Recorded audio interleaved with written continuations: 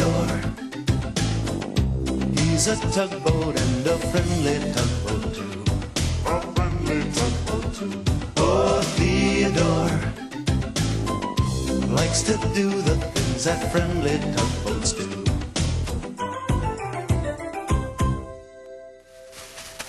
Hello. Isn't this a beautiful castle? I'm going to put it in the bottom of my fish tank. My friend Rodney has one just like it in his fish tank. That's where I got the idea. Except my castle is much bigger than Rodney's. When he sees it, he's going to think that my tank is the best. I'm going to invite him over to see it. But first, I'm going to very carefully take the top off my tank. Put it over there. And then, all right, fish, here's your new castle.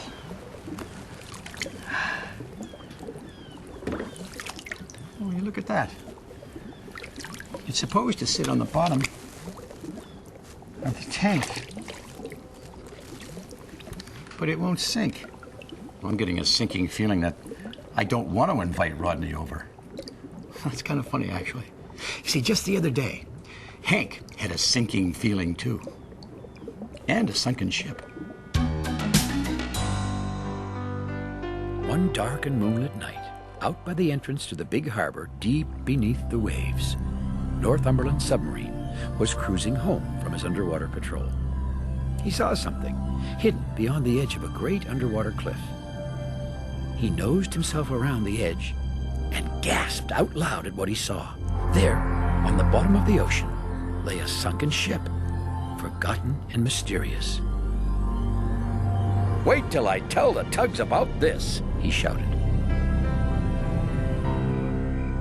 Back at the Great Ocean Tug and Salvage Company dock, the tugboats were gathered round for storytelling time. George was beginning another one of his big stories. "I was moving over in the oil rig out on the ocean," he announced. George boomed his engine just to make sure everyone was listening to him very carefully. "Suddenly, I saw a giant iceberg coming straight for us." The tugboats all moved a little closer to hear every word. "How big was the iceberg?" asked Fodak. "Oh, big as a building," boomed George. Hank squirmed his way into the circle. "I was moving a barge once," he said in his biggest voice. "Yes, Hank?" asked George. "And I saw a bumper in the water coming straight for us." Hank tried to roar his engine like George, but it was more of a burp than a boom. He said, clearing his throat. The bumper was as big as a... As a bumper?" suggested Fodak. I guess so," said Hank quietly. "Anything else, Hank?" asked Emily. "No," said Hank. "So, anyway, there I was," said George, continuing his story. Hank looked around at the faces of the other tugs, all smiling at George. "I wish I had a better story to tell," he said to himself. No sooner had Hank said that when a voice shouted, "Guess what I found?" Northumberland submarine had popped up beside the tugs. "A sunken ship," he shouted. "Well, that is very interesting," said Fodak. "Yes, tell us about it, Northumberland," smiled Theodore. The tugboats all moved very close to hear every word. Northumberland began to tell them about the sunken ship. Even the dispatcher turned to listen. As Hank listened too, he began to grow more and more excited. "A sunken ship," he said to himself.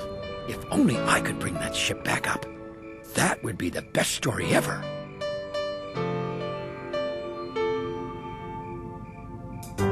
Bright and early the next day, before the other tugboats were even awake, Hank quietly slipped away from the Great Ocean dock. He hurried over to the Navy Yard, where he found Northumberland fast asleep, of course. Northumberland always slept all day and cruised under the ocean at night. "Northumberland! Northumberland!" whispered Hank. "Wake up! Wake up!" He gave the sub a little nudge just to get things going. "Huh?" said Northumberland groggily. "Is it nighttime already?" "Northumberland," said Hank, "can you show me where the sunken ship is, please? Can you, Northumberland? Please." Northumberland decided that the only way he was going to get any sleep was to show Hank where the shipwreck was. Oh, this will be a great start to my story, Hank said to himself. Let me see. I followed Northumberland out of the harbor. Hank was already practicing the great story he was going to tell the tugs that night about raising the sunken ship. It was cloudy. The water was very watery.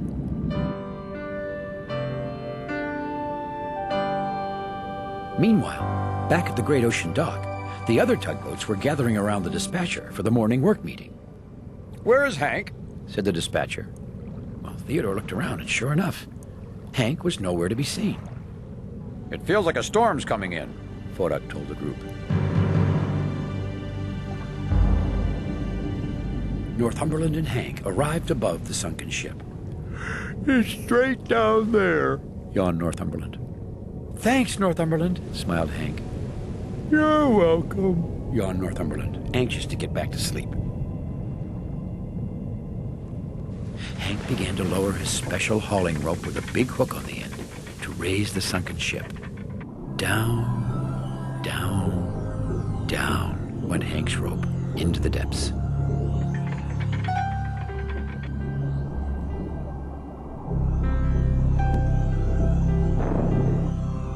He moved his hook this way, that way, and that way again, trying to snag the sunken ship. "Got it," said Hank finally. He made his toughest tugging face. 1, 2, 3, heave! "Oh, this ship is really big," Hank said out loud. I bet it's bigger than a bumper. No, a building. No, bigger than well, whatever's bigger than a building." Hank didn't notice, but the wind and waves were really beginning to blow and batter him. The storm had arrived.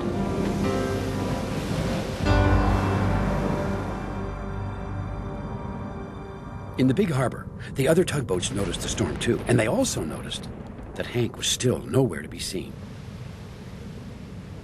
"We'll have to search for him," announced the dispatcher. "Please proceed immediately." The tugboats set off to look for Hank, bracing themselves against the wind and the whitecaps. "I hope Hank's all right," said Theodore quietly.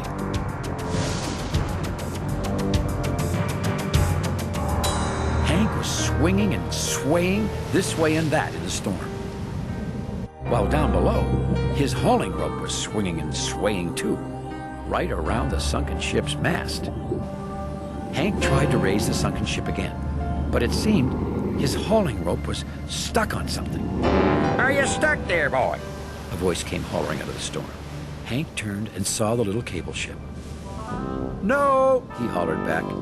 "You don't need a tow or not," called Digby. "I'm fine," shouted Hank. He wanted this to be his adventure and not Digby's. "Well, am I stuck then?" Digby went on. "No," shouted Hank.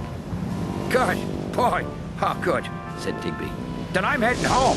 Only mad boats and barnacles stay out in a big blow like this."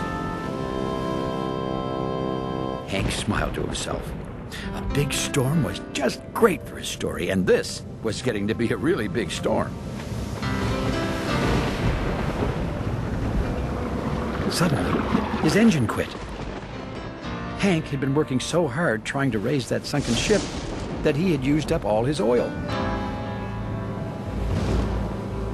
Hank saw that the storm was pushing him towards the coast, and he was attached to the ship down below, just like a balloon on a string. "Wait till I tell everyone about this," he crowed. "I bet those rocks are as big as a bumper. No, a building. No, well, whatever's bigger than a building. Anyway," he went on, "you sure are bigger than me." Then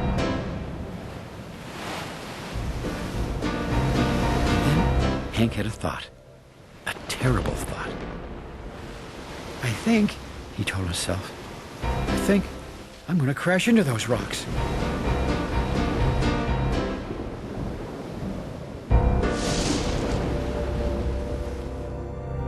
Theodore was still searching for Hank near the Navy Yards. It was almost night, and he knew finding his friend in the dark would be even more difficult. Northumberland was just waking up, ready for another night under the ocean. Did Hank raise that sunken ship? He yawned at Theodore. Sunken ship, repeated Theodore. I wish I was home in my dock listening to my story right now, Hank groaned. instead of still being in my story. One big wave would be all it took to dash him into the rocks. Just then, a faint light pierced the gloom. At first, Hank thought he was seeing things. But then, Theodore appeared through the dark, and Northumberland was with him. Hank blew his whistle as loud as he could. "Over here! Help! Theodore!" he cried. Theodore shouldered on through the storm. "My rope is stuck!" groaned Hank. "Down there!" "Hold steady, Hank!" shouted Theodore. Finally, he was close enough to his friend to button on. Thanks for coming, Theodore. Said Hank. I'm really glad to see you. Northumberland dived. Down, down, down went the sub.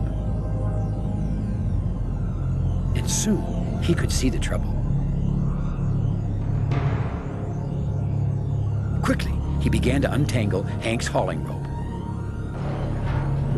Hank's rope came free so suddenly that the two tugs were almost jerked into the rocks. But Theodore held on, and they were safe.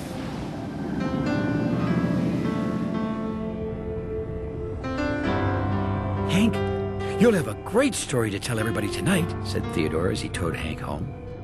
"I will?" said Hank. "Sure," Theodore went on. "About the sunken ship." "But I didn't even raise it," Hank said sadly.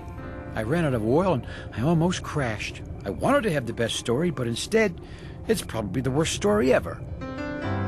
Just then, the other tug saw Hank. "Look!" shouted Foduck. "There! It is Hank!"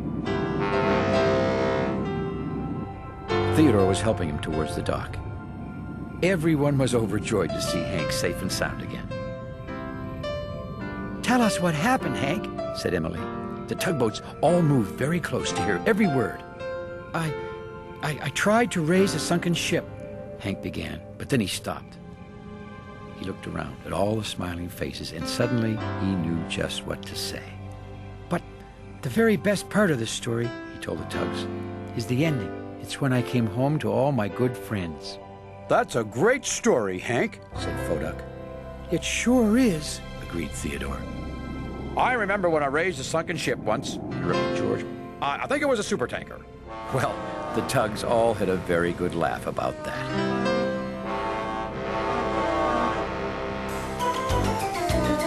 Hank's story has helped me make up my mind. Even if I can't get my castle to sink, I'm going to invite Rodney over to see my fish tank. It may not have a big castle, but Rodney will still like me just as much. Right now, though, I think I better take this castle back to the pet store. Thanks for visiting us here in the big harbor. We'll see you all again next time. I'd look pretty silly with a castle on my head, wouldn't I? Bye-bye. Theodore, he's a tugboat and a friendly tugboat too. A friendly tugboat too.